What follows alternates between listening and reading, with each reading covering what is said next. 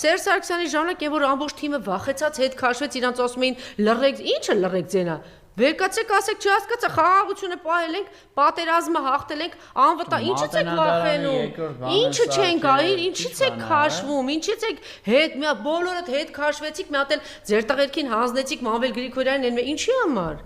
Վերկացեք, ոչ թե կռիվ արեք կոնկրետ, նես տպավորություն որ հանրապետականը մազին չկպնեն Սերժ Սարգսյանի, ոչ, այդ ժամանակաշրջանի, այդ թիմը արդեն ձևավորված, այս բան, գործեր անում, աշխատանքեր անում, սա պետք է ներկայացվի։ 18 թվից եք խոսում, ես հատուկեն մարդիկ։ Ու ես այն մարդկացի, որ խնդիր չունեմ, ես շատ հանգիստ կարող եմ ասել, երրորդ նախագահը այո, ունի լիքը արժանիքներ, պիտի դրա մասին խոսվի ու ասվի ինչա, հատկապես այս սրիկա տականքների կողքը։ Էլ չեմ ասում երկրորդ նախագահը։ 16 թվականի աբեկչության ժամանակ հատուկեն մարդկանց եմ հիշում, հիմա անհամես չեն չի մեկնի ես էի,